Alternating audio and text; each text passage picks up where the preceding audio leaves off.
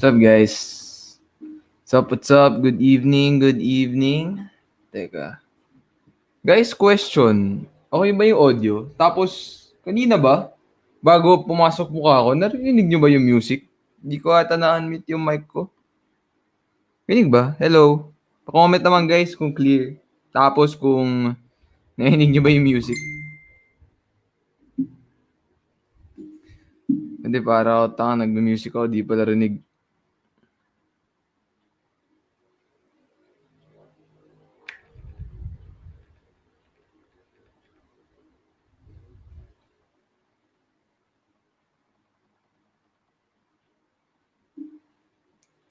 Ay, walang music kanina. Pucha. Music trip.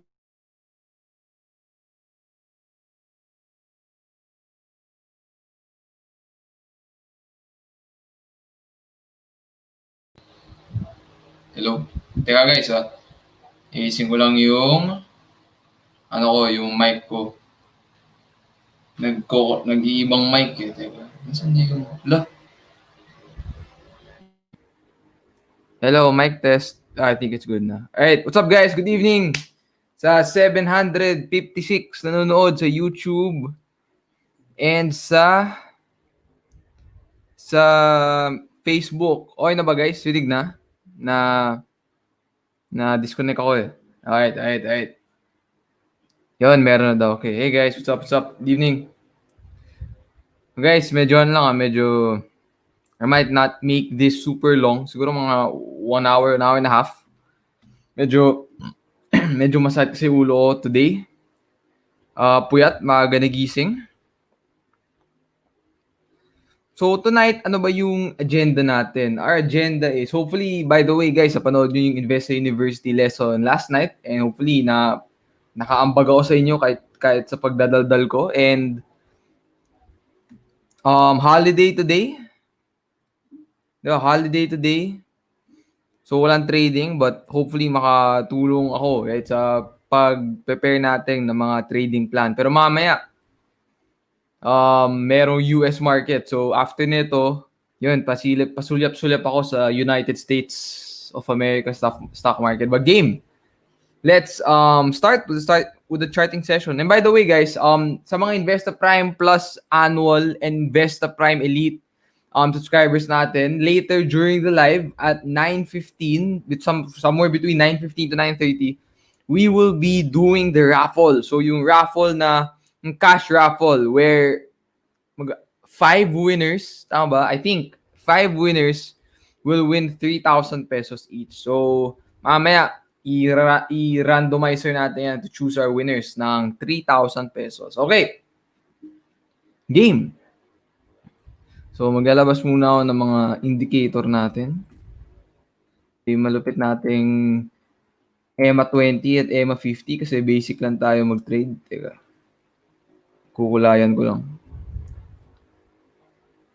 20. Ito, 50.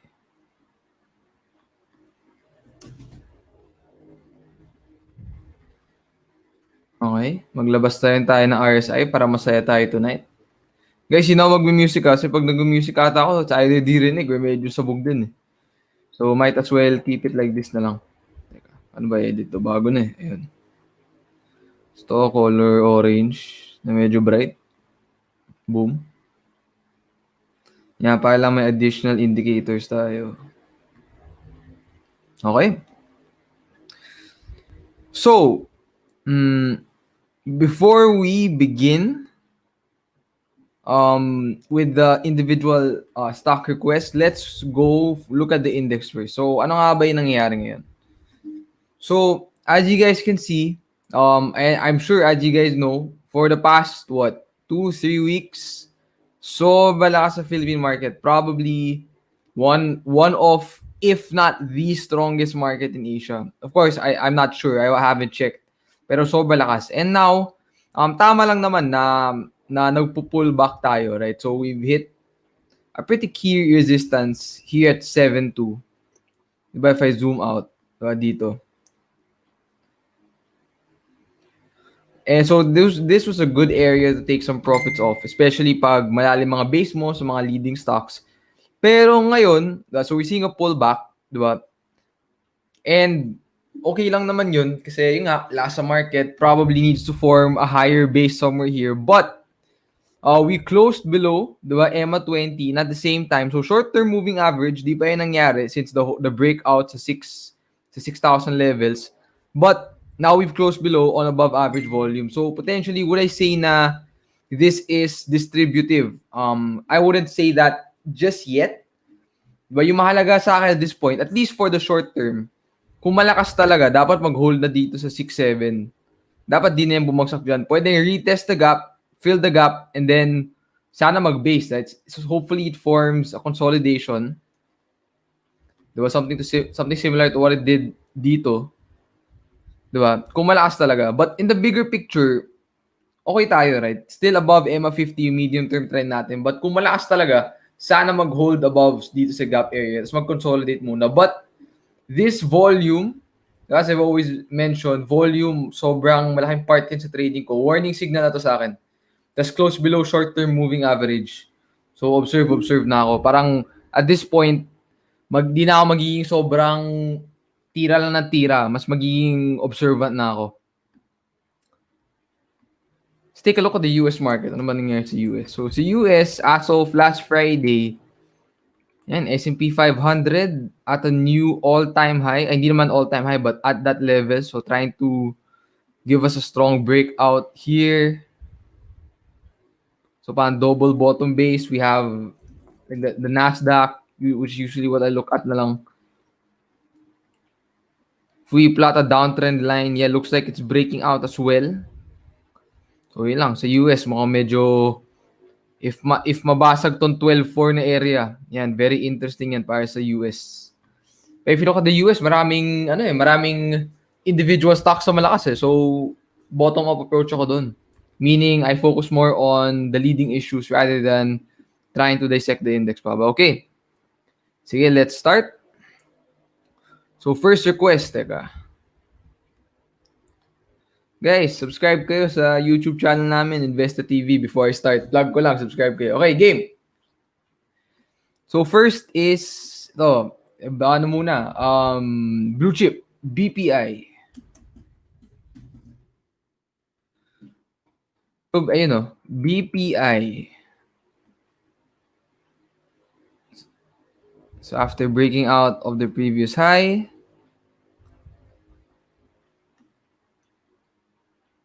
if I were to take profits here, probably dito. Diba? So, dun din nauntog. So, sa momentum phase niya, yeah, quick 17%, which is honestly good na for a blue chip. Diba? But, looking at it now, right, we have, kailan ba pumasok tong selling na to? Nakita ko maraming chart na ganyan eh. Sa end of day ba nangyari? Okay. Ito na yung presyo. Ito pala. Okay, I see. So, nag-gap down. Tama ba? Nag-gap down ng run-off. So, okay. Kasi, nasa resistance na kasi yung index. Sa resistance na rin yung mga iba't ibang blue chips. So, ito yung first warning sign natin. Di ba? Big volume on the downside. Potentially distributive. Pero di pa natin masabi. So, kung short-term picture, close below EMA 20, yan na yung trade stop natin. So, whether nasa ilalim ka or sa momentum phase, di ba? Good area na yan to protect your profits. But of course, kung sa bigger picture, dapat di na yan bumagsak below 76. Di ba? Dapat na lang yan eh. Yung mangyayari na lang breakout, retest, conso, further upside kung malakas talaga. So at this point, kung wala pa ako nito, would I try to buy sa moving average and hope for a bounce? Not necessarily. Mas given na yung index below EMA 20, and nakita ko the other day yung chart sa mga blue chip stocks sa Philippines, marami din ganito. Siguro let's see muna how the market closes on Monday. To see kung nasan ba, kung may strength ba, if we see support coming in, especially sa mga blue chip names dyan. So next, sabi ni Jin, si Tel. So si PLDT naman, Ito medyo steads lang, but below, 'di ba? Below EMA 50. So which is usually if a stock's below EMA 50, di ko na trade eh. But if structure wise lang, okay, it's at support, 'di ba? It at the coming from an uptrend, now it's in a sideways trend. So depende na yan sa diskarte mo. Kung believer ka kay PLDT or 'di ba chill ka lang na medium term investor, and if you would rather prefer to buy on support, these levels should probably look, 'di ba, as okay, support, yung price nag-hold dito, I'll try to see if kaya ba niya mag-hold dyan sa 1.3. Tapos kung mali, maday na naman kumatlo. So cut below support. So 1.240 ganyan. Ikaw na bahala kung saan ka magka-cut. Kung masyado bang tight yan, pwede mo babaan. So, depends on you. If you're a quick swing trader na mas basic lang, right? I always like to measure the risk-reward. So, kung simpleng buy support, sell resistance, upside mo 15%, downside 5%. So, that's 1:3. So, that's a good trade.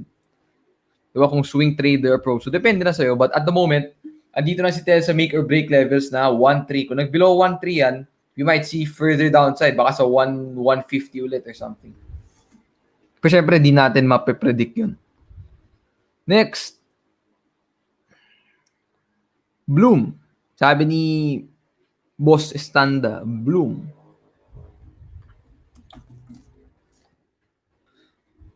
Bloom, wow. Okay. So, di ba blue chip to? Oh, blue chip to eh. So, ngayon, eto naman medyo outlier. Di ba? Please correct me if I'm wrong. Nakakalimutan ko na kasi. So, if I'm not mistaken, blue chip to. And hindi siya masyado malakas nung mukhang, well, kailan ba nag-bull yan? Basta nung nag-break na sa previous high, parang sucks lang, di ba? 10%. Pero given na yung ibang names, like for example, I'm sure Ayala Land got hit. Right? And then we have SM, AC. Check lang natin. Sabay itsura ng mga charts. So, maraming ganyan yung itsura similar to BPI. Right? Because the index was down that day. Pero si Blue mukhang holding up pa naman, looks sturdy. Diba? So, mahalaga dito, kung malakas talaga, even if it pulls back, which is normal lang naman, hopefully, di na siya bumagsak below 8. Right? Magsumayaw na siya above this level. Since yan na yung breakout from the previous high. So, regardless if mag-conso, basta 8 pesos, yan yung pinaka-support level for me. And mapapatunayan kung matibay talaga si Bloom. And of course, if it continues to hover above the 50-day moving average.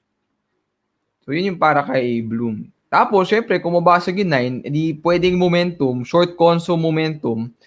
Pero, tingnan natin sa Monday, ano mangyari. Kung intraday chart, mas nakikita natin yung setup. Right? If mabasag yung 9, pwedeng momentum. Would I say na malakas siya? Syempre, magdedepende niya sa health ng market pagdating next week. Pero medyo significant na yung resistance dito. So, very important. Mag-sustain above 8, tapos mabasag yung 9. Yun yung mga key levels natin. And then, tingnan natin. Di ba? Parang next significant na dyan, 10 pesos. So, let's see.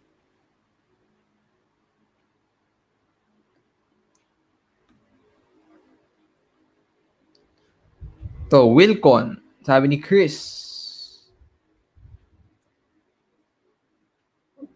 Oy, Wilcon. So, si Wilcon, yun, malakas. So, grabe, lala ko, nasa PC ako, ganito pa rin itsura niya. So, recently lang pala nag-breakout. So, we have a big base here. We have a shakeout here. So, usually, good signs yung mga ganito. Medyo low-key lang. Yung mga nag-recover, let's say, nag-breakdown. Right? So, usually, yung mga tao na nagbili sa support, nag-cut, or yung mga nagbabantay, tinatanggal sa watchlist. But this is actually good signs if bumawi siya. So, ang tawag dito, shake out, meaning na shake out yung weak holders. It doesn't mean na wag kayo mag-cut. Pag yan yung cut nyo, ganoon talaga yung buhay. Minsan na shake out. Or what we call a bear trap. Diba? And then, if it can break above, diba, that support level where it broke down, which is now the resistance level, parang magandang potential entry opportunity yun, especially kung maganda yung base. Ito medyo wide base, pero okay lang. So, a shakeout usually shows you, and then pag nag-recover ka agad, shows you na may demand para sa stock. And now, the stock, in theory, the stock is now in the hands of the strong hands or the strong holders or the institutional buyers. So ngayon, broke out, di ba? Pero si Wilcon, medyo steads lang talaga siya ever since. Dala ko dati, hinold ko to 6 months. But overall, alam ko, di ba, fundamentally sound naman si Wilcon eh. So mahalaga ngayon, close to an all-time high. Let's see how it reacts 1850 to 19. No, but congrats sa mga nakapag-accumulate within the base or to those who were able to take advantage of the bear trap. Or kahit skin-wick swing trade mo lang. I mean, there's more than one way to skin the market. But kung bigger picture, all-time high na niya is 19. Kung weekly chart natin. So overall, ano naman, solid uptrend. Natamaan lang no March but recovering, which is good. So ngayon, tingnan natin, 19, bigger picture breakout, 19 pesos. Guys, teka, may check lang ako. Shit, nahilo.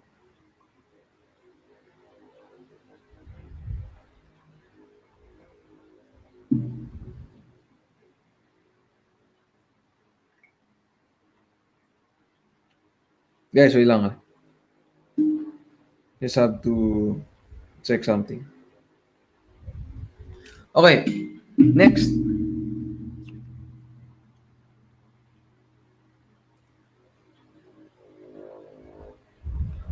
Sige, SSI, BHI, AGI. SSI, uy, lumakas pa ba to? Wow. SSI, so after breaking out, isa yun sa mga malakas na reversals. May teammate ako, nakatira na ito. Shout out sa'yo, boss. Hustle. Okay, so, yeah, 50% move, solid.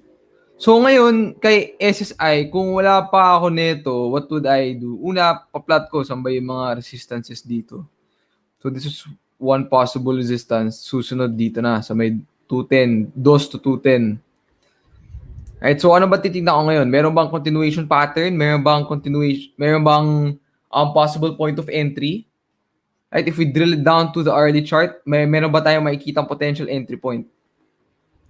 So sakto lang, hindi parang okay, retest previous breakout. So pwedeng ganun pero medyo hindi ako masyado convinced sa mga gantong medyo hindi maganda yung set, yung base, etc.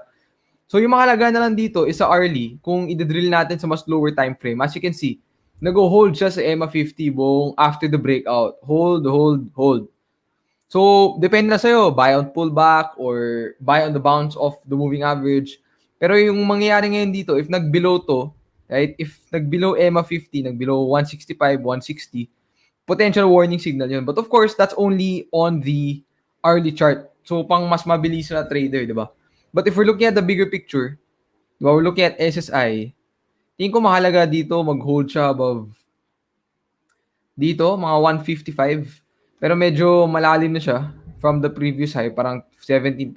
But bigger picture, maganda pag mag-hold dyan. Pero kung wala pa ako nito, mag-observe muna ako. Kasi medyo low prob, pang hindi ako masyado convinced na high probability entry yung one. But that's just me, di ba? Yung 166, ganun. Pero pwede rin naman kung malakas yung demand para kay SSI. But for now, observe muna ako, wait for a better low risk continuation pattern.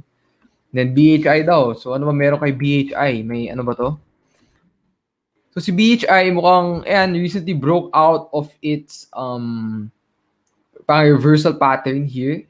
So medyo momentum phase na. But guys, good volume naman, but this is a penny stock, right? Super penny stock. So kailangan sa ganito eksakto yung entry mo or else baka mo-off yung size mo or maging masyadong wide yung stops. Pero kung TA based lang tayo, successful breakout. And if I were to highlight areas of resistances, isip ko lang yung camera. Areas of resistance, it'll probably number one probably be here, right? So may 0.45. So tingnan natin. I'm not really sure if this has a catalyst, but mga 23% upside, optimistically speaking, if ever tumuloy nga. But let's see, the volume's interesting. For the past days, it was running up. So potentially, this may be signs of accumulation. We don't really know yet. Pero yeah, lakas. Interesting. AGI. So AGI naman, Last na ito ah. AGI, right? Breakout, retest. So parang ito na yung huling major opportunity for entry eh. 'Di ba? Itong retest. Tapos basic sell on previous structure. Wow, textbook. So congrats sa mga kumita dito. Quick yeah. A week and a half, 2 weeks, 25% gain on a blue chip na medyo laggard early on. A very solid gain na. So ngayon, as with everything else, looks like it's pulling back. So let's see. Medyo matibay, 'di ba? Above EMA 20. Mahalaga dito di na mag below 9 in my opinion. Kung malakas talaga dapat mag-hold na diyan sa 9 area. Parang diyan na siya mag-conso. So tingnan natin. Pero kung wala pa ako nito, observe pa rin. Tas interesting to kapag mabasag and makapag-sustain above 10 pesos.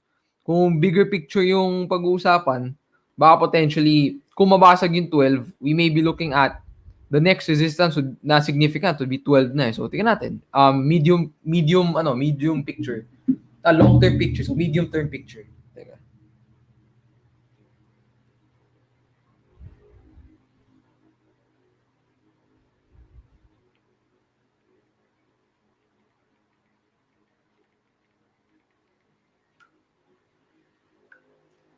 Alright, next.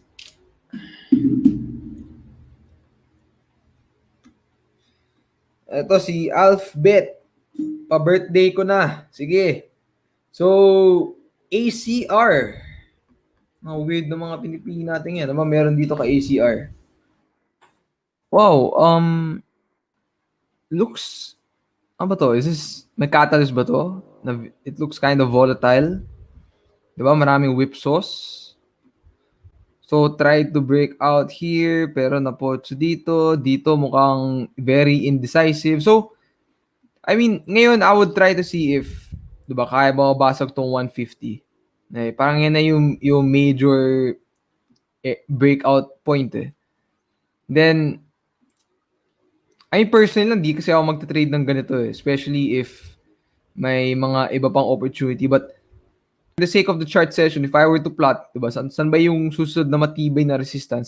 Bigger picture 160. So, short term, 150, titignan natin, 145 to 150. Bigger picture, 160. So, kung may catalyst to, diba, so, or with any stock na you're trying to see na, okay, mukhang may opportunity dito, I always like, especially if it's coming from primarily a downtrend and then a short-term uptrend, I like to look at the bigger picture. So, I like to look at the weekly or monthly chart and plot saan ba yung mga susunod na matitibay na resistance na dapat bantayan ko for potential selling or potential adding ng position kapag nabasag coming from a proper base. So, yan yung mga highlights ko para kay ACR. So, happy birthday, Alphabet.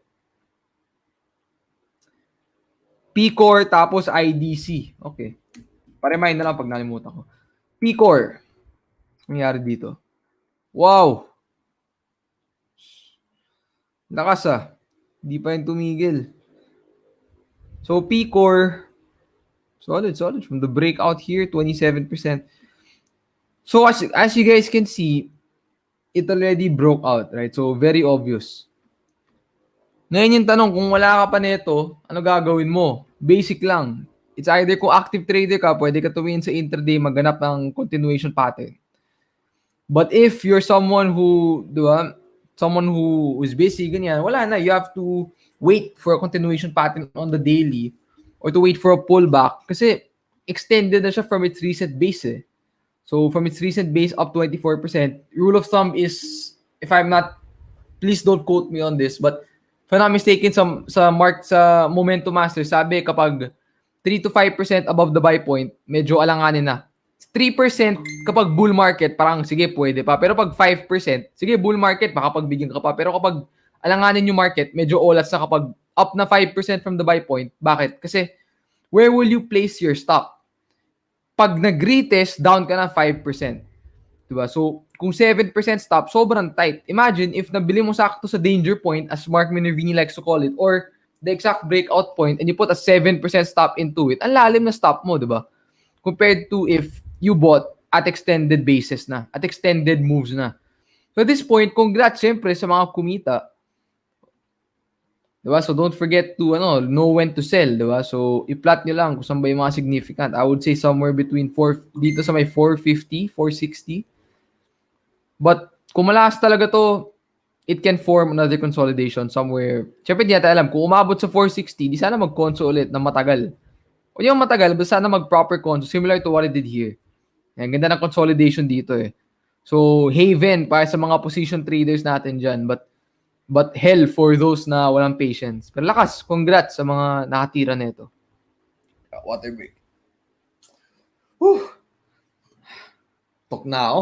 Sobrang puyat.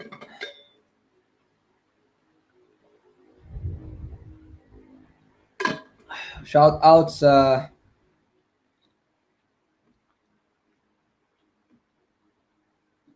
$1,500 na nanonood ngayon. Shout out sa lahat. Teka, let me just check something.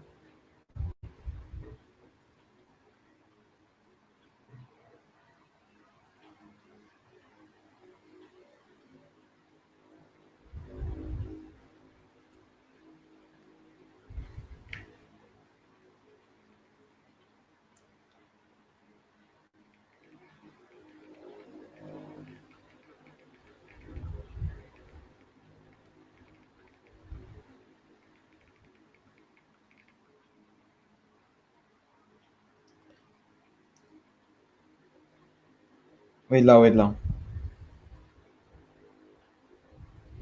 Okay, let's go. Next. IDC. Yun, di ko nalimutan. IDC. Wow, bumagsak pala to. Ano nangyari dito? So, probably there was a catalyst that led to the drop. But prior to it, lakas, sir. Coming from, the retest of the breakout here. Diba, coming from the retest, kung nahawakan mo, solid, 72%. Or if you bought it here, I remember I highlighted, parang ito kung in hourly chart mo or 30 minutes, may pattern yan. Diba? So, there was an opportunity here.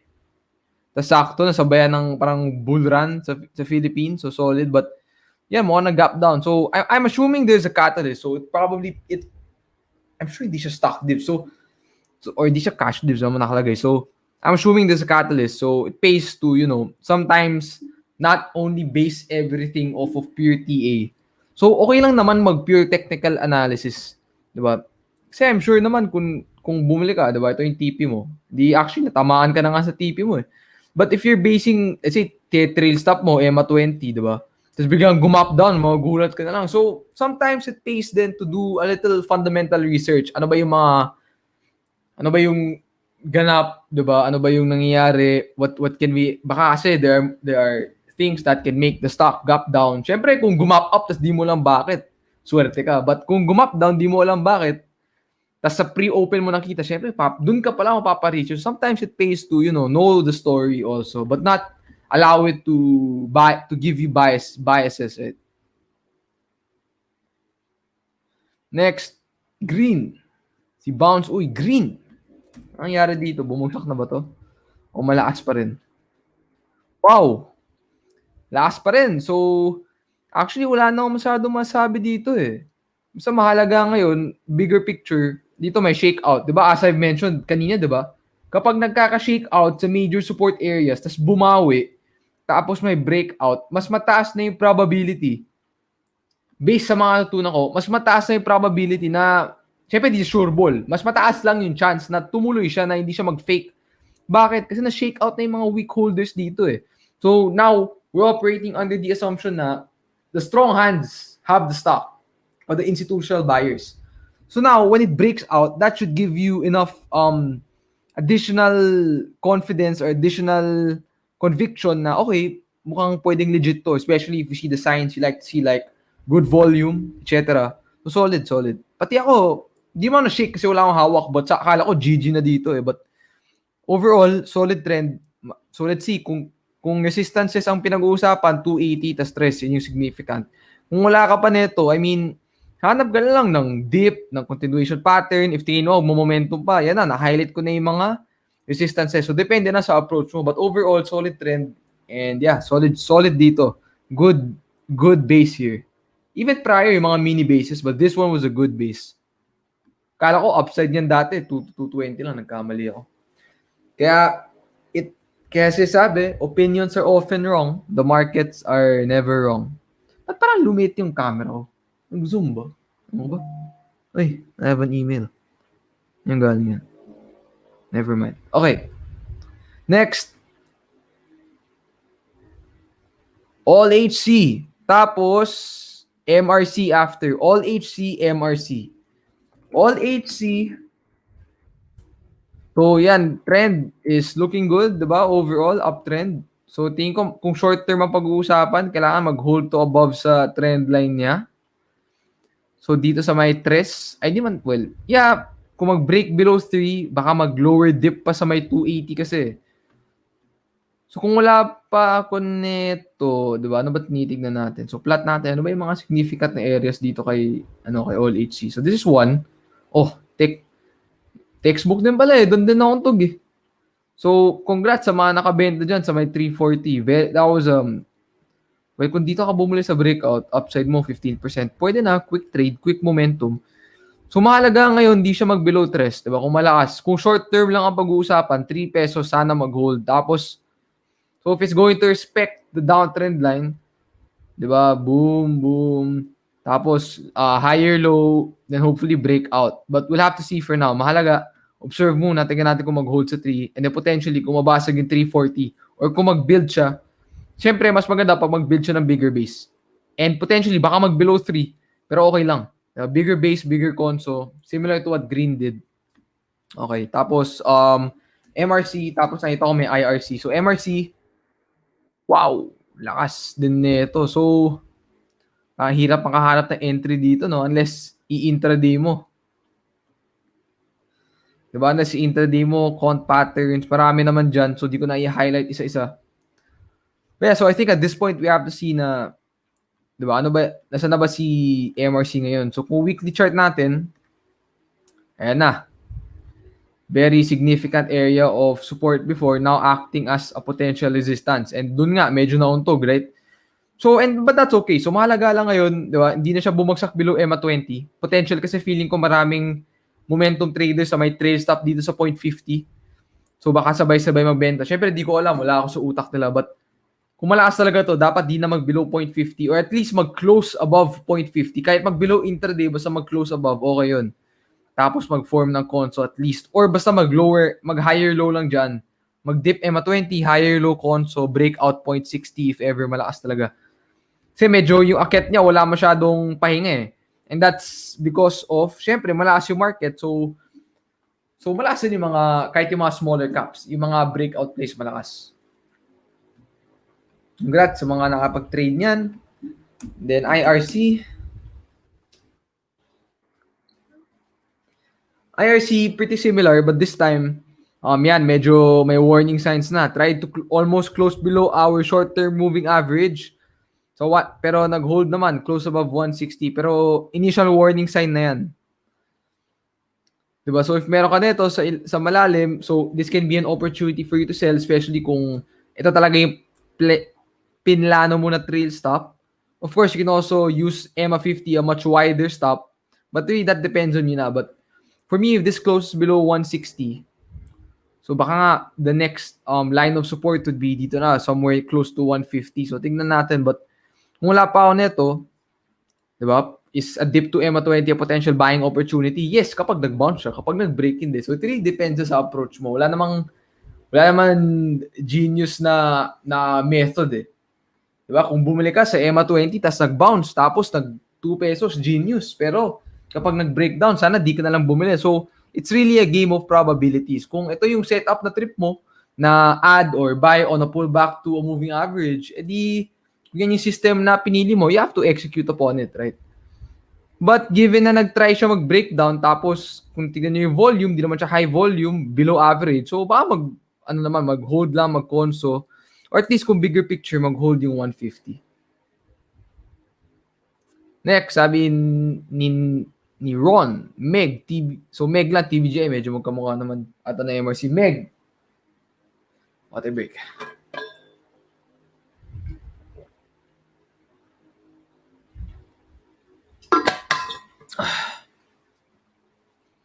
So, I'm sleepy, man. Water break. I mean, Meg. Water break. Meg. So, Meg, wow. Last din nito ah. Tagal na. Mga 2 weeks na yun. Nag-charting session ba ako last week? Nag-charting session ba ako? Nag-charting session ata ako. So, Meg, solid for the past 2 weeks. Wow, 30% for Meg. Solid. So, nice base here. Falling wedge, pennant, or whatever you want to call it. Look at it now. As with, majority of the blue chips, lalo na yung mga malakas, are probably at resistance na and pulling back kasi yun yung ginawa ng index. So, yung mahalaga at this point is mag-sustain lang yung strength ng PSEI na hindi na siya sana below sa gap kung malakas talaga. Hindi na siya mag-below 6.7. Bigger picture, sana mag-hold above 6.5. Pero kung, di ba, short-term strength, 6.7. Kung technical wise lang. Marami na nag-take profit. So at this point, basta above, di ba, our shorter term moving average, EMA 50, solid yan. So tingnan nyo lang, 360. Di ba? Sana mag-hold yan. APX, sabi ni Jake. Out. So APX, parang hindi ko nakikita yung setup eh. So, mukhang alanganin na siya eh. Diba, as I've mentioned before, kapag breakout, so, yan yung resistance, breakout. Bakit ang drawing ko? Teka. Let's say, ito yung resistance, tapos breakout. Pwede pa yan mag-retest bago magtuloy, bago mag-further upside. Pwedeng hindi, pwedeng oo. And the same is true with breakdown. So, pwedeng breakdown, retest, mag-overshoot onte, tapos baka tumuloy. And as we look at APX, so we have a breakdown and a potential retest, di ba? So di ko nagsasabi na hindi siya mag-recover, tapos potential baka bear trap lang to. But looking at it now, medyo premature pa. So tingnan natin. Kung malakas to, dapat mag-recover to hanggang 190 to 2. Tapos mag-sustain doon. If not, hindi baka mag-breakdown na. But I'm not really sure regarding the catalysts here.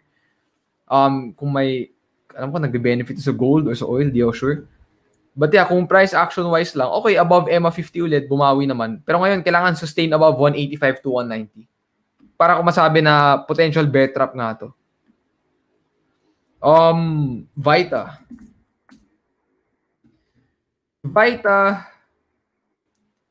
So, di successful yung momentum, no? So, nag-pull back. I'm sure, kung 95 bili mo, hindi pa siguro. Baka napakat ka dito na nag-87. But let's see na lang. So, mahalaga dito, number 1, 0.95. 0.95 and then piso. Yun yung mga key levels natin. So, hindi pa siya talaga nag-full breakout. Full breakout. If you're able to accumulate as a position trader, solid 20% gain, congrats. Pero kung bigger picture yan, kailangan 94, tas piso, yan yung major talaga, psychological level, yung 1 peso. PHA, sabi ni Yula. PHA. Yan, sa mga malakas, if I'm not mistaken. So, PHA, tama lang, pullback din. So, parang medyo pullback week ba sa PSA ngayon? Pero alam ko, di ba, malakas si MM, si ACE-N. So, wag natin tignan yung past. Just look at what it's doing right now. So, I'm sure, yung mga bounce traders dyan, naghahanap na ng potential area of bounce. Sige, try ko rin maghanap. So, I would probably say here, if nandyan pa yung presyo, wala, nag-breakdown. So, probably here. Diba? Kunyari, alam ko paano mag-trade ng bounce sa malupit. So, dyan siguro, 0.6, tingnan natin kung mag-hold. Yeah, gap area, wicks, supports, and then naging resistance. Yeah, 0.64 to 0.65, diba? So, observe natin if may potential bounce dyan. Labas natin si automatic Fibonacci. Ang sabi ni Fib. Pwede rin daw. The joke lang, di ko alam. So, tingnan natin, diba? I mean, I'm not one to usually trade this but potentially, sige, baka 0.65, 0.64, may bounce ka up to 0.75, ganyan. So, 14% bounce. Pero di ako masyado mahilig sa mga ganyan na places. So, syempre, medyo biased. So, mahalaga dito ngayon, ideally di na bumaba dito sa 0.60. Kung malakas talaga, mag-higher console or something. Form some sort of sustainable consolidation here. And then let's see what happens. So, syempre, the longer the console, the better. Syempre, kung medyo bitin, baka mapotso tayo sa upside. Baka, di ba? Baka di pa umabot ng piso. So, tingnan natin. Let's allow it to consolidate given na ang lakas niya. People are probably taking profits already, 255% from the bottom. So, let's observe muna. But of course, meron yan mga micro opportunities na 15%, ganyan, mga quick bounce. But ako personally lang, di ako gamay sa ganun. But of course, meron mga setups dyan na pwede. Okay, wait, time out. So, last 2 stocks, tapos cash giveaways tayo.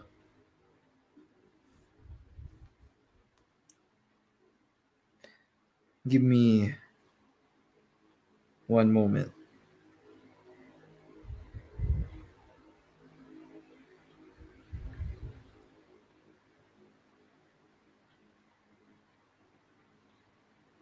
Sorry, need to check some stuff lang while we do the chart session. Okay, game. Next. Sige, yung mga ibang interesting, si Ace N, si MM, pagkatapos ng cash raffle. So, wag muna kayo bumatsi. So, last 2, Tech and Ditto, and then afterwards, we will have the cash raffle. So, chat ko lang yung back end na tutulong sa atin sa raffle.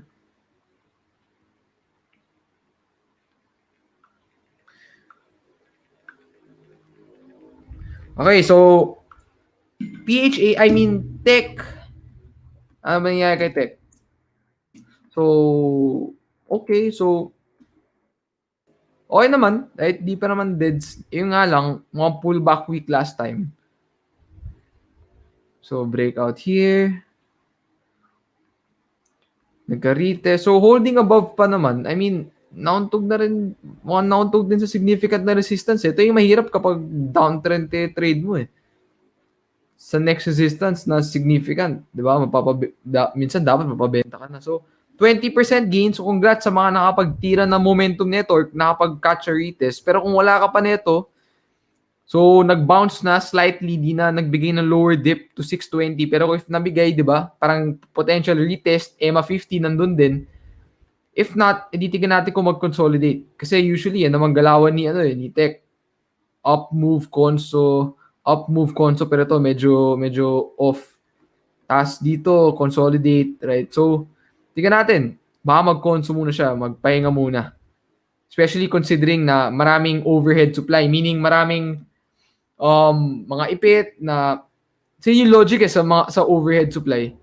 Parang yung reason kung bakit nauuntog yan sa resistance, hindi lang yan dahil chart lang, sabi resistance so magbebenta na.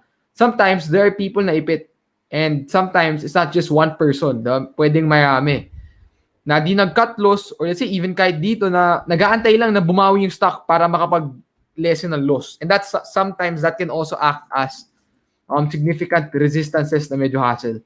Okay. So, major breakout sana, kaso hindi mga retest, 'di ba? So, kung bigger picture, 'di ba, interesting siya. So, tingnan natin, medyo interesting nga si Tech kung technical wise lang. So, observe muna tayo. Alright, one more stock and then comment naman kayo guys if inaantay nyo yung Prime raffle. That will just take about 5-10 minutes. So, comment naman kayo ng game because after I check out Ditto, we will be awarding 5 lucky Investa Prime Plus annuals and Investa Prime Elite subscribers with 3,000 pesos. And that's all part of being in the Prime community. We all want to provide value to everyone. Okay, game. Ditto,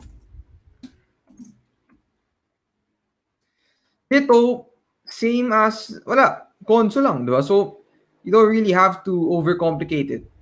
So, ngayon, nasa gitna ng range. So, ano ba usually ginagawa ko pag ganito? Usually, kapag sa gitna ng range, wala akong ginagawa. Either sa watchlist ko lang pag trip ko or ino-observe ko lang. Bakit? Kasi, bakit ka bibili sa gitna ng range? Ano yung punto nun? Yes, kung umakyat siya, bumili ka dyan, umakyat siya, solid, di ba? Up ka na, 15%, 13%. Pero, paano pag never naman siya umakyat, sumayaw na matagal, tapos nag-breakdown, di parang sayang oras mo, di ba? So, opportunity cost, naipit yung pera mo. But of course,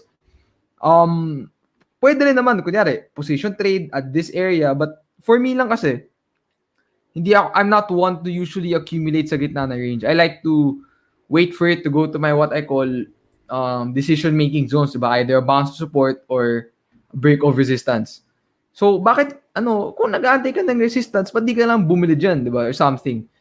Because what if nga, never siya tumuloy. Eh di parang this was a forced trade na sana you waited lang for confirmation. And that's just because of my personality. It's not wrong to accumulate sa ganyan, sa gitna ng range. Nasa gitna naman di ba? Potential support. But it's not what suits me. So parang yun na yung point na gusto ko ibahagi sa lahat na wala man tama, wala man mali. Basta kung ano yung tama sa'yo, tapos you follow trading rules. So yung logic kasi, and this is something I learned from Jesse Livermore, na bakit ka mag-aantay ng confirmation when sayang yung 13%? So the 13% is the insurance you pay to assure you that you're getting the stock when it's about to make its big move. Kasi the big move happens when? During the breakout. The potential big moves happen after the breakout.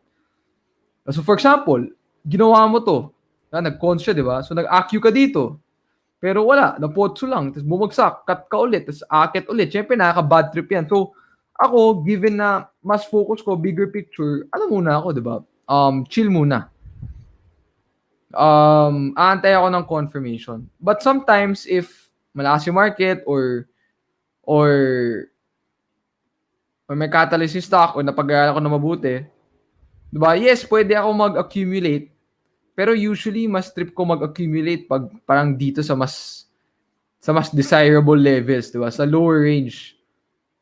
Para yan na, pumiyok na ako. Nalalamunan ko. Yung cut ko would be below talaga the conso. Para talagang GG na. Kasi pwede naman nag-AQ ka sa gitna, cut mo dyan, pero nag-bounce lang din sa support. Di mo na nabili kasi na-bad trip ka, napakat ka na. So marami lang factors talaga. Sorry, napashare lang ako bigla. But syempre, depende na yan sa style mo. Wala naman tama, wala naman mali. There's more than one way to skin the cat. But yeah, console lang. So ngayon, ako, observe lang ako kung ano pwede mangyari. Very volatile. But good thing now is, volume is decreasing. So, it doesn't really look distributive. So, tignan natin. Mahalaga dito, mabasag yung 7. Tapos mabasag yung 8. Kung bigger picture na ang pinag-uusapan, 8 pesos yan. Diba? So, tignan natin. 8 pesos yan. Okay. Alright. So, yun. Dami ang nag-comment ng mga Prime Community peeps natin dyan. So, Rain, nandiyan ka ba? O, nandiyan ba yung raffle wheel pala natin? Labas na natin yung wheel. Teka, magsa-stop share ba ako? Anong gagawin ko? Sige, stop share muna ako. Sabog pala yung... Ay, teka. Ayun. Alright.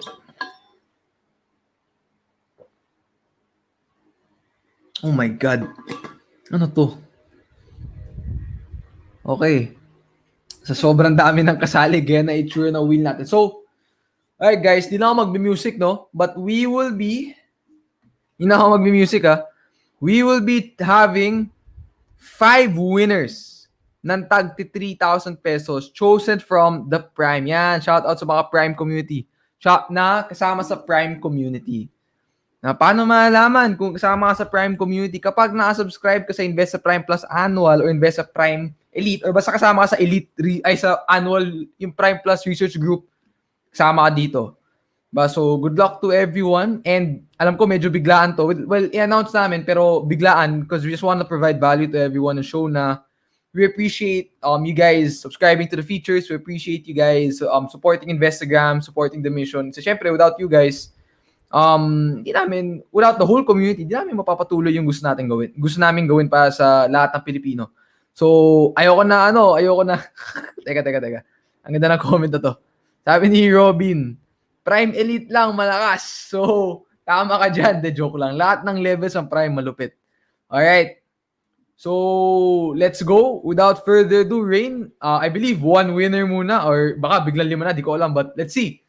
So, I'll assume it's our first winner. So, spin na natin yan. Yung malupit nating wheel.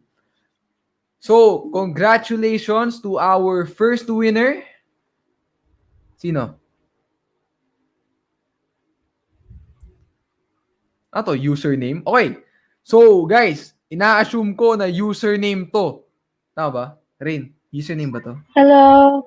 Yung username niya, Ronald1228. Okay, yung number, parang wala lang yun. Okay. So, okay, congrats. Rain, pamit yung mic ng feedback. Okay, congrats to Ronald1228. So, nandiyan ka ba, Ronald? Nandiyan ka ba? Okay, kung nandiyan ka, Salamat. Okay. So, game. Let's go to the fourth. Wag muna i-spin. So, guys, if comment muna kayo ng Investa Fest kapag gusto nyo makita yung next winner. So, comment muna kayo ng Investa Fest. So, alam niyo ako na Investa Fest is our upcoming, diba, event. Ay, eto ayan, ikaw ba yan, Ronald? Si Error? So, congrats. Hopefully, ikaw nga yan. Congrats. So, 3,000 pesos for you. So, guys, yung Investa Fest, upcoming event namin yan. I'm sure narinig nyo na. Libre.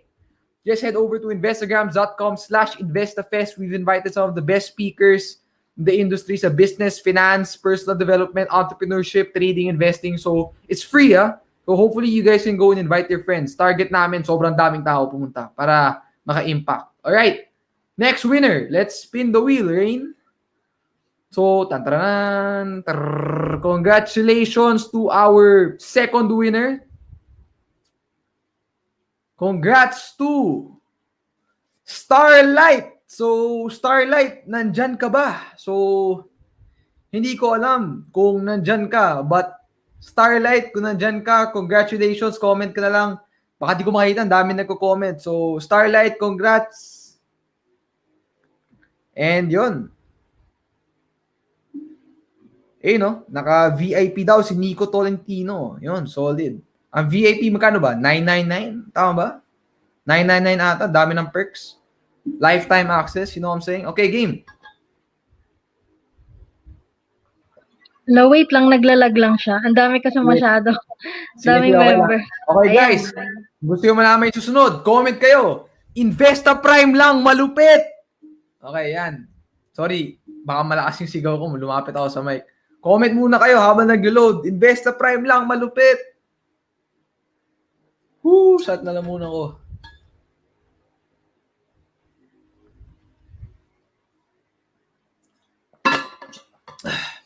Antayin ko comments nyo bago o spin. Teka, tayo ako muna, boss ko. Okay. Yan na po, pasok na. Alright, so guys, ito yung perks being sa Investa Prime community. Siyempre, add value tayo sa lahat. And guys, yung yung parang coaching session, whatever, yung ELCS, so I believe there's about 40 slots left. So to everyone who joined, who subscribes sa Investa Prime Elite, kita-kits tayo dyan. Diba? Sa mga nag-avail ng bago, so ay nag-avail ng bago, nag-extend, nag-renew, live yan. Sa mga current na hindi nag-extend, may recording yan para sa inyo, of course. But the live yun, limited lang siya. Hopefully, that's gonna be on December 5, para lang alam natin, December 5, 3 p.m., 3 to 4 or 3 to 5, depende kung gaano ako nasa mood makipagkwento. Okay, game! Ayaw na patagalin. Rain, spin the wheel. So, congratulations to our third winner. Third to ba? Congrats! Panalo ka ng 3,000 pesos. Tantranan. Raffy T. So, congrats. Sorry. Natawa ako sa isang comment ni Stock Hunter, whatever. So, congratulations to Raffy T. Raffy T, nandyan ka ba? Raffy T.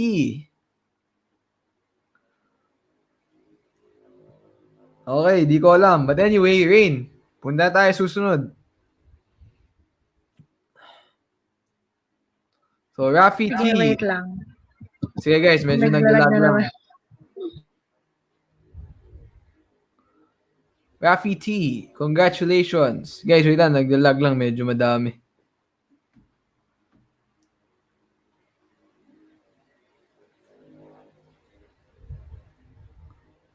Okay, game. Alright, ito, wala na ako ipapa-comment. Spin na nato. Sa last na ako magpapa-comment.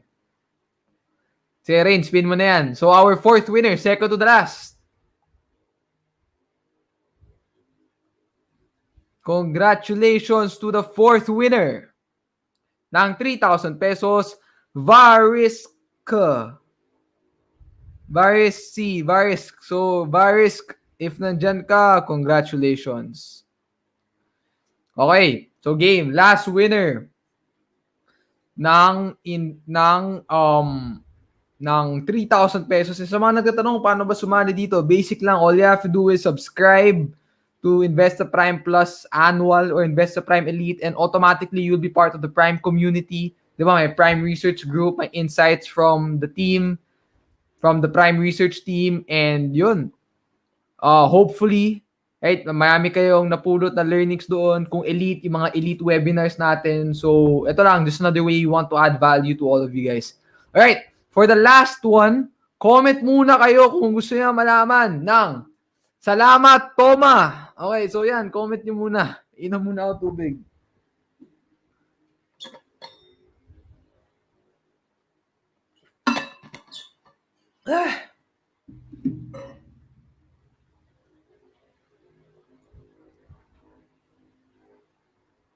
Comment muna kayo na salamat, Toma, tapos spin na natin yan.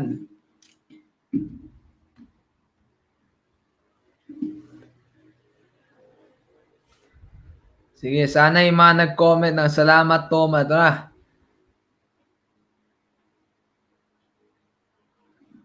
Yun. Okay.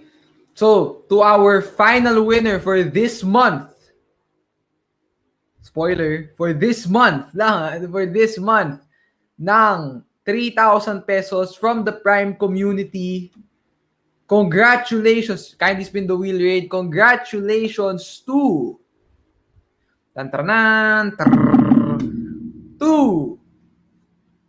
Sino kaya to? Hanggang ba? Tantaran. Engineer Trader. Na-assume ko lang engineer yung ENGR. Engineer Trader, nandyan ka ba, boss? So, congrats at panalo kayong 5. The 5 winners ng tag 3,000 pesos. So, guys, our customer service team will be in touch with you via Investa chat or email. So kindly, be active there. Be vigilant as we will be messaging you. Kapag hindi nyo natanggap yung message, sa akin pumupunta yan. Delo ko lang. Yeah, congrats to the winners, guys. So, okay ba? Gusto nyo ba ng isa pa? Next month ulit? Tanong lang ha. Hindi pa sure yun. Gusto nyo ba ng isa pa next month? Tatanong ko lang. Comment lang kayo ng isa pa. Yun lang. Comment lang kayo na isa pa. Kung gusto nyo ulit next time. Kung trip nyo lang. Alright. So, okay. So, congrats guys. Gusto nyo ng isa pa? Comment lang and we'll consider it the next time. Pwede ba araw-araw? Hindi po, boss. Hindi pwede. Sorry. Oy, dami. Okay. So, tingnan natin. Oy, hindi to. Walang monthly. To, ano lang. Hindi natin masasabi. Tingnan natin kung saan tayo dadalhin ng tadhana. Tingnan natin saan tayo dadalhin. So, we will have to wait and see. So, Rain, thank you. Thank you for helping. Guys, so mag-thank you naman tayo kay Rain. So, comment naman kayo. Just charting session tayo. Comment naman kayo ng salamat, Rain. Kung hindi nyo kilala si Rain, isa yan sa Whoops, napindot. So, if di nyo kilala si Rain, yan, malupit yan. Isa sa mga malupit namin teammates na makes a lot of the things happen in the back end side. So, di nyo masyadong nakikita. Kung napapanood yung video ko, mga videos ko, is all possible because of her, itong mga raffle natin. So, salamat kay Rain. Thank you, Rain. Thank you. R-E-Y-N, si Rain. So, Rain, thank you. Andiyan pa ba si Rain? Rain, magbabay ka naman. Hello, bye-bye. Thank you. Okay, bye-bye, Rain. Bye-bye. Okay, guys, let's continue with the charting session.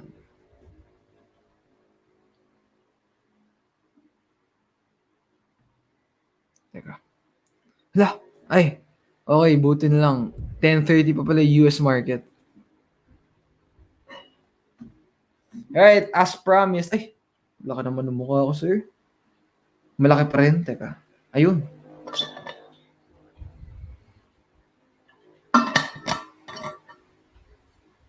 Alright, my friends, let's continue. Mac. Wala ng intro. So si Mac, wow, okay. So good recovery, right? Last Friday, after a strong pullback, given na grabe na yung degree of ascent, right? And nasa resistance yan, ito. Ito, textbook. Well, yan, adjust natin para mukhang textbook. De joke lang. Baya, medyo na sa may 9, matibay yan, 9 to 10. So, di yan basta-basta tutuloy lang unless sobrang may demand talaga. But given na ang ganda na ng recovery on Friday, so, kailan ba nangyari yung strong close eh? So, kung check natin, ayan, early in the day, bumagsak pero bumawi naman. So, yun yung mga gusto natin sa mga malasa stock. So, everyone else pulling back pero siya matibay. So, that's a good sign. So, yung mahalaga ngayon, syempre kung nag-shoot up lang yan ng bigla ang book, ano yan, alanganin yung ganyan na setup kasi walang proper consolidation. Bakit ba mahalaga yung consolidation? But lagi ko sinasabi na magantay ng continuation pattern, It's because it will allow us, 'di ba, to have a low risk entry point. Ay, hindi ba low risk yung yung ganyan, tas cut ka na lang dito. So, pwede naman tumuloy yung ganyan kapag malakas yung market. But 9 times, di ba 9, mga 7 times out of 10, hindi ka lagi tsambahin, especially pag mahina yung market. Di ba? So, I'm not probably the best to explain it, but if you guys read the books of William O'Neill or Mark Minervini, they really wait for, di sila nagmamadali. If they miss out on a specific move, they always wait for a continuation pattern, for a proper move, for a proper entry point. Kasi not only do you want to see the proper price action, you also want to see the proper volume activity, which is low volume conso, high volume breakout. At the same time, if you look back to all of the market leaders, di ba, na may big significant moves talaga, they always come out of a proper base. 9 times out of 10. Or 8 out of 10. I'm not that confident. Basta binibase ko sa book sila. So ako, antay ako. Pero syempre may mga opportunities naman na ganito. Let's say intraday, yung pala support to intraday, tas may bounce sa resistance sa 9. Solid yun, di ba? But it really depends on your style na. Ako, personally, I was heavily influenced by the works of William O'Neill and Mark Minervini. So, and Jesse Livermore. So, those guys have biased my trading. Buti na lang sila yung nag-bias sa akin. Tsaka na JC.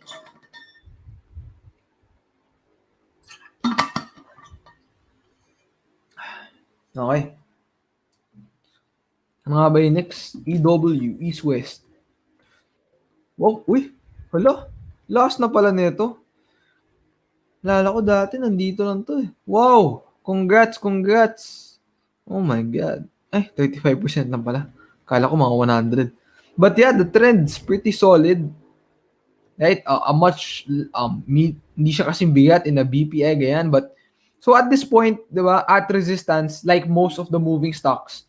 So, ngayon, bakit? So, halos pare-pareho na sa resistance. Hindi man lahat. But yung coming from a downtrend, going up, nauuntog na sa resistance. Yung iba nababasag, yung iba nauuntog.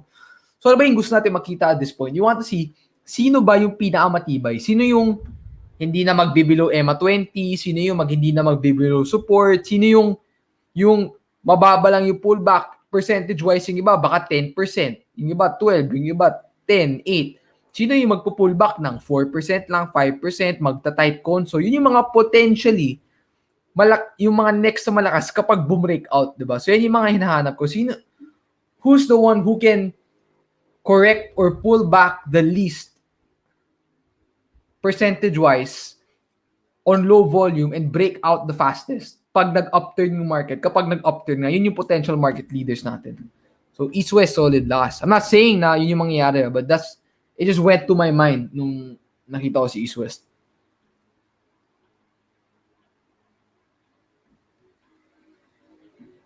Okay guys, I have to be honest. So, basta na lamuna ko. So, I will do last 5 stocks or last 7 or last 10 and then I have to rest my voice kasi marami akong isushoot na videos para sa community, of course, for the upcoming week. And deep pockets, so kailangan mag-i-rest yung voice. So, rekta natin sa mga interesting. I think IMI is pretty interesting. So, ay, sakto lang. But yeah, IMI, so Finally, a successful breakout, pero mukhang napotsu. Siguro ito, mas maganda tignan sa bigger picture.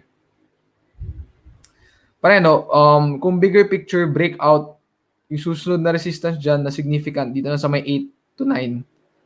So, kung balik natin sa daily, kaya minsan mas gusto ko tignan sa bigger picture, less noise eh.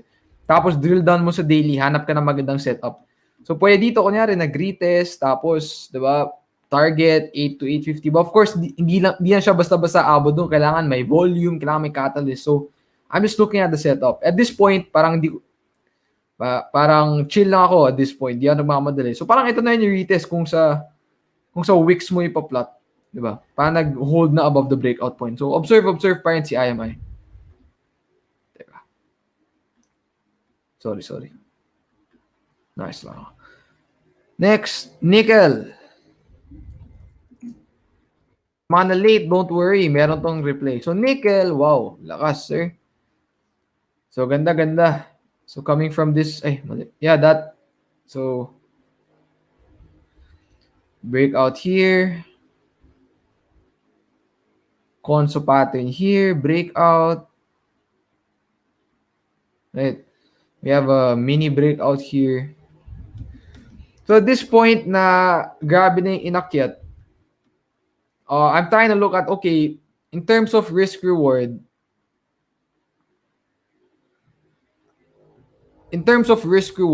is nickel still attractive to me? And from a personal standpoint, from someone na, personal lang, parang upside ko 12%. Kapag nauntog, of course, pwede kasing mali ako eh. So, kaya sabi ko, huwag kayo mabias sa view ko. Ito lang yung perspective na parang, okay, kaya ba niya basagin yung 5? Considering na, I'm sure maraming ipit dito na gusto na lumabas kung nasan si nickel ngayon, na nakalabas na, which can potentially act as resistance. Tapos yung smart money, na nakapag-AQ dito and below, potentially, baka nagbebenta na sila dito. That's a perspective you can look at. Lalakas ba yung nickel prices? So, if nickel prices continue to go up, edi syempre, okay yan, di ba? That's another factor we need to look at kay nickel kasi globally traded commodity din siya. So, marami ka factors you take into consideration. Syempre, kung malalim base mo, you can risk it to just trend follow EMA 20, EMA 50. Pero kung wala ka pa neto, at this point, you want to observe, okay, kaya ba niya basagin yung 5? Or baka mag-pull back. So, pwedeng untog, konso, tas tumira. Mas constructive yung ganun na pattern kaysa yung ganyan, short konso, tas titira. Baka mag-overshoot lang 550, tas 6, tas fade ka agad. So, hindi natin malaman. So, maraming kailangan take into consideration. But that's just my point of view. Siyempre, pwedeng mali ako. Pero very significant nga tong 5 pesos. Yung maganda lang sana is if kapag kaya siya mag-longer na konso, something similar to this one. Diba? Kasi, dati akala ko, GG na si nickel. Bakit? Kasi very significant din yung resistance dito eh. Ayun o. Pero, since mas mahaba yung konso, na-digest yung previous run-up, nakapag-form ng base, low volume konso, high volume breakout, kaya nagka-further upside pa ng mga 43%. Sana magawa niya ulit. That's just my, again, personal, subjective view. So, pwedeng mali ako. Pwedeng, kung malakas yung nickel prices, tumuloy lang bigla.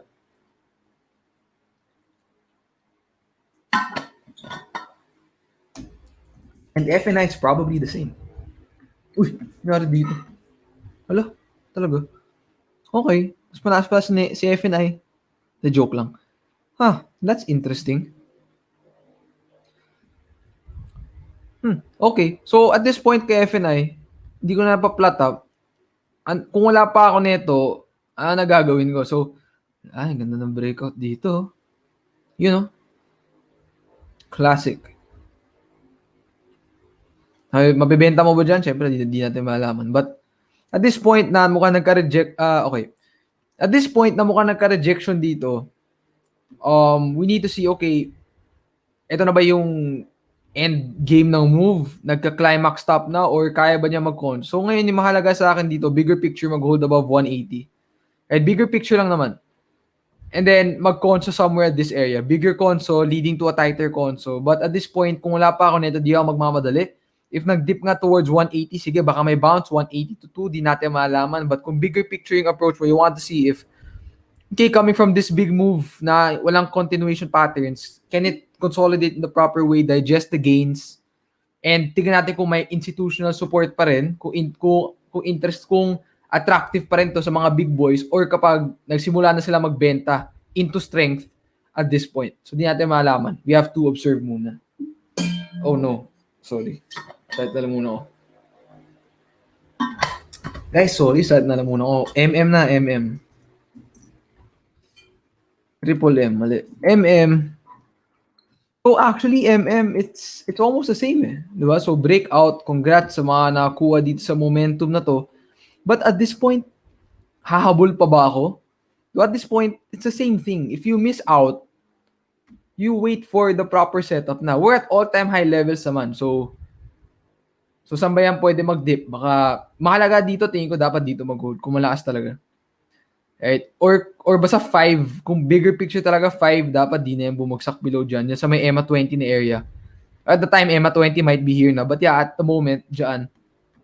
Kung bigger picture lang, kasi kung solid na kumpanya talaga to si Merrimart, edi kung longer term vision, edi dapat marami pa tong potential continuation patterns, potential areas of opportunity where we can enter. Hindi lang to yung iisa. Diba? So, very interesting to si Merrimart. Sayang, wala akong PSE, but yeah, maganda. So, dito observe muna. We have two days heavy selling here prior to a minuscule bounce, but tingnan natin. Hold 540 to 550. Bigger picture, 5 pesos sana. Right? But at this point, observe muna. Kung wala ka pa nito, don't worry. Kung malakas yan, malakas yung market, mag-form yan ng continuation pattern. Mag-consolidate muna yan. Pwede mag-form ng triangle. Yari, ganyan. Pwede mag-form ng ganyan. So, maraming pwedeng gawin. But ngayon, yung katapat, yung pwede matalo sa'yo, yung impatience mo. Yung number 1, impatience to the point na ayoko na magantay, bibili na lang ako, which will lead to FOMO and potentially baka ma-GG ka. Or impatience to wait for a proper setup to the point na di mo na siya babantayan. So, that's 1. Or di mo na i-chart. So, important talaga yung patience. Especially if you miss out. Patience, number 1, not only in holding to your winners, but patience in waiting for the proper setup. Guys, sorry. Ilalas ko to si Ace na. Sobrang sad na lang muna ako. So, Ace N, actually, it's almost the same eh. Right? So, when was the last continuation pattern? It was this one. After that, halos wala na. It's mostly intraday na. But if you're more of a daily trader, hindi ka nag-intraday, diba? Medyo mahirap na makapasok. So at this point, would I say nag-top na si Ace N? I wouldn't say that naman for sure. But potentially, we're seeing what? A very matured trend. We're seeing a potential baka climax top. Diba? So what do you define a climax top as? As the biggest up day, it can be the biggest up day, the whole trend, tapos with the biggest volume. Hindi to meron lang biggest volume, right? Tapos tignan nyo yung degree of ascent. Yung degree of ascent, halos parang 90 degrees na, grabe na inakyat. Tapos 74% in 8-9 days or halos 1 week lang. So that's parang minsan lang mangyari yun, di ba? And it happened at a very mature stage of the trend sa may dulo. So I'm not saying this na parang, magtatapa to si Ace N. Kasi kung matibay talaga to si Ace N, hindi po siya magkakonso lang yan. Or mag-form ng bigger consolidation for a month, 2 months, tapos mag-hold above EMA 50. Maraming pwede mangyari. But from a personal point of view, di ba? Marami kasi na nagtatanong, okay ba mag-invest kay Ace N? Or okay pa ba sumakay kay Ace N? Or may mga nagsabi na bumili na kayo ng Ace N to the moon na yan. Usually when people start to post on FB groups na, ito na, si Ace N to the moon na yan, 10 pesos. Or okay ba or yung tropa mong walang alam sa stocks, wala talagang alam, biglang lumapit sa'yo. Uy, si Ace N, okay ba yun? Ayun na, parang okay, yung public, diba? Parang pupasok na, nakikrazy na, gusto bumili na Ace N kasi nabalitaan, gaano kalaki inakyat. At that point, from a market psychology point of view, you're seeing now the retail buyers come in or parang yung public. Tapos yung nagbebenta sa kanila, usually mga smart money na malalim yung base. Parang may logic na ganyan na matututunan mo.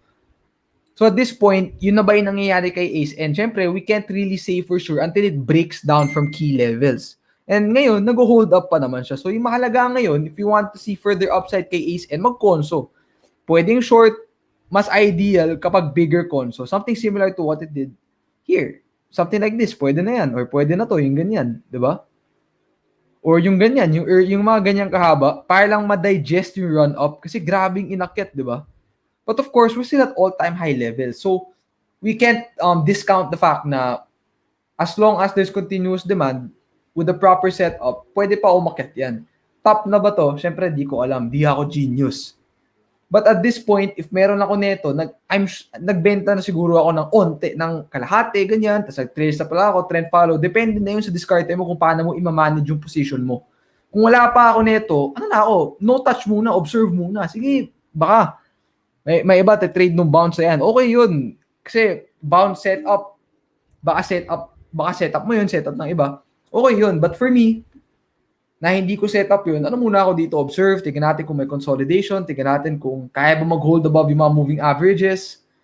And di ako magmamadali. Bakit? Kasi, okay, I missed out on this, but if you miss out, there's always gonna be more opportunities. And honestly, sobrang cliche niya, yung there can be more opportunities. But ilang beses nangyari sa akin na I missed out, whether it's here, whether it's in the US, and there's always one that came out na yun, nabawi lahat.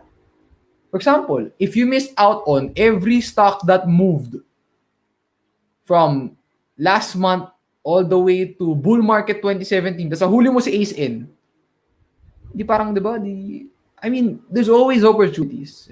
Whether it was in the bear market 2018, 2019, whether it was in the market crash, whether it's in the recovering market, the strong market, lagi talaga meron. And that's something I've come into peace with. Kasi I'm sure marami na miss out to eh. And nakaka-bad trip talaga siya na parang, ano ba yan? Textbook na yun eh. Yung breakout o yung buy on support, textbook na yun eh. So ngayon, na textbook, ba't di ka nakapag-execute? Yun yung tanong. And that's something you will now need to reflect on and understand. Okay, ba't ba ako di nakapag-execute? Nakita ko na, watch this ko na. Kinabahan ba ako? Bakit? Mali ba yung sistema para sa akin? Or was I not mentally prepared? Wala ba akong trading plan? Did I not plan this? Or kapag na-FOMO ka, ba't ka na-FOMO? Right? Honestly, the easiest way not to get FOMO is to just deep down believe na there will always be opportunities. And deep down, that's really what I believe in. Kaya ako syempre, kapag pinlano, tapos di na-execute, syempre nakaka-bad trip, di ba? But deep down, I understand na, okay, I'll use this as a lesson, this feeling na parang ayoko na maramdaman to, para next time, pagka-execute ko, para when I see a similar opportunity, hindi na maulit. Right? So, yun lang yung parang masabi ko about Ace N. So, less on chart analysis, more on tips, no? Kasi these types of plays, number 1, maraming yayaman. Number 2, maraming ma-FOMO, may ipit. Number 3, maraming nababad trip. So, usually yun eh. And congrats sa mga kumita, pero mas gusto ko i-address, syempre, yung mga nagka-problema in terms of execution or psychology management. So, yun lang. So, guys, last few words, I'm really encouraging you guys. Subscribe naman kayo sa Investa TV. Shout out sa lahat ng nanonood sa YouTube, Investa TV. We're trying to make it to 100,000 or even 1 million subscribers, right, in the near future. So, we post videos every day. We'd really appreciate all your support sa Investa TV. So, search lang yun sa YouTube, subscribe. Investa TV rin on TikTok. Malapit na kami mag 20,000. Diba? Try natin pa 100,000 end of the year or something. And then last, before I end, guys, I would just like to invite you all sa Investa Fest. So this is our upcoming free event. I'm sure you guys know it now. I mentioned it a while ago. We've invited some of the best speakers, best people who have a proven track record in the biggest business and financial literacy festival in the country. We've invited people like Aya Laraya, Jan Ocampo, the President, Aya Laraya, sabi ko na pala, RJ Ledesma, JC, of course, is going to be there as well, and Chris Mangun, and much more. Of course, Francis Kong is also going to be there. Hopefully, you guys will be there too. This is free. I really implore you guys to invite your friend, your family. Kasi again, it's free. May VIP pass, syempre, mas malupit. Pero, essentially, libre din to. Bakit? Because we just want to impact the lives of more and more Filipinos. So, we decided to make this a very inclusive event for everyone. And maraming high-level learnings dito. So, guys, I'm gonna have to end it at that. So, to everyone who watched, all I can say is maraming salamat. Thank you for spending the last day of your long weekend with me, with us here sa Investa. Congrats sa mga winners ng chart ng paraffle for the Prime community. And yun, thank you, Kevin, for subscribing sa Investa Prime Plus. Appreciated, boss. So, thank you. I wish everyone the best. Stay safe, stay healthy.